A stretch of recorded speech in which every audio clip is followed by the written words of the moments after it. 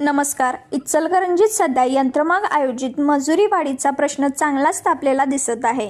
खर्चीवाला यंत्रमाग धारकाच्या मागण्यावर चर्चा करण्यासाठी प्रांत अधिकारी दीपक शिंदे यांच्या प्रमुख उपस्थितीत महत्त्वाची बैठक आयोजित करण्यात आली होती. या बैठकीत ट्रेडिंग असोसिएशन आणि यंत्रमाग धारक प्रतिनिधींमध्ये तब्बल 3 तास चर्चा झाली. यंत्रमाग धारकांच्या वतीने विनय महाजन, शहाजी भोसले, नंदकुमार लोखंडे यांच्यासह अनेक प्रतिनिधींनी आपली बाजू मांडली. 2013 पासून मजुरी वाढ झाले नसल्याने सध्याच्या 6.5 पैशा मंजुरीत किमान 5 पैशाची वाढ करावी अशी ठाम मागणी करण्यात आली आहे.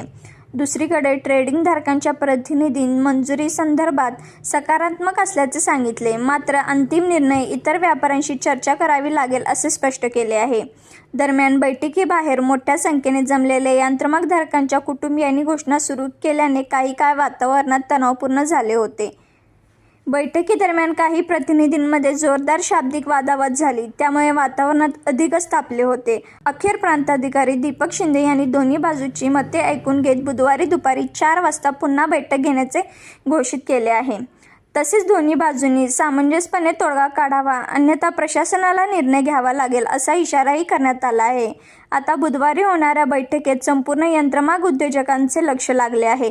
असेच अपडेट पाहण्यासाठी सत्यस्पर्श न्यूजला लाईक करा, शेअर करा, सबस्क्राईब करा.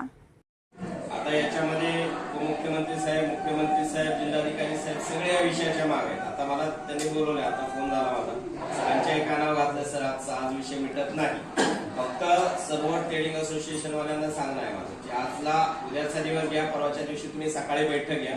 परवाच्या दिवशी 4 वाजता इथं फक्त तुमचे नेते मंडळी आणि तुमचे नेते मंडळी एवढेच फक्त येतील. त्याच्यामध्ये पॉझिटिव्ह रिझल्ट तुम्ही देणं आवश्यक आहे. जी भावना आता यांच्या आहे की परवडत नाही किंवा काय जे काय आताची जी परिस्थिती आहे त्याच्यामध्ये पॉझिटिव्हली तुम्ही त्या ठिकाणी काहीतरी आउटपुट देणं आवश्यक आहे. नुसतं निगेटिव्ह टोन मध्ये राहू नये. नाहीतर जिल्हाधिकारी साहेबांशी चर्चा करून आम्ही एक निर्णय या ठिकाणी जाहीर करू, मग तो तुम्हाला फॉलो करावा लागेल. करायचा नाही करायचा हा तुमचा विषय, परंतु हे तरी फॉलो करा. मग पुन्हा अडचणीचा विषय व्हायला नको की त्यांनी तुम्ही सांगितलं आम्ही करत नाही, पुन्हा लॉ अँड ऑर्डर नको. पोलीस प्रशासन आहे, आम्ही पण या ठिकाणी आहोत. हा कायदा व सुव्यवस्थेचा प्रश्न निर्माण न होता हा प्रश्न मिटावा यासाठी तुम्ही पॉझिटिव्हली पाहिजे. आता अगोदर सगळे पॉझिटिव्ह होते, तुमचे नेते आल्यानंतर थोडं निगेटिव्ह झालं. त्याच्यामध्ये काही हरकत नाही. तुम्ही पॉझिटिव्हली याच्यामध्ये सोल्युशन द्यायचं आहे.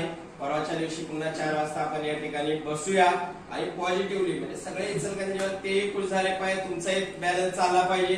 त्या पद्धतीने विषय कामगारांचा विषय, आपलं कामगारांचं शहर आहे आतापर्यंत दोघांच्या समन्वयानं चाललंय. 2013 पासून थोडं थांबले, रेट वाढलाय, परंतु चर्चात्मक मार्ग नव्हता. आता चर्चात्मक फोरम आहे. याच्यामध्ये माझं स्पष्ट सांगणं लेखी टाकी या ठिकाणी मी तुम्हाला आग्रह धरणार नाही जर तुम्ही स्वतः वाढवलं. जर नाही वाढवलं तर त्या जिल्हाधिकारी साहेबांशी चर्चा करून, लोकप्रतिनिधींशी चर्चा करून त्याच्यामध्ये निर्णय घ्यावा लागेल. तो तुम्हाला सगळ्यांना बंधनकारक आहे. त्याच्यामुळे पॉझिटिव्हली तुम्ही काय शक्य आहे त्या पद्धतीने परवापर्यंत हा विषय मिटवा.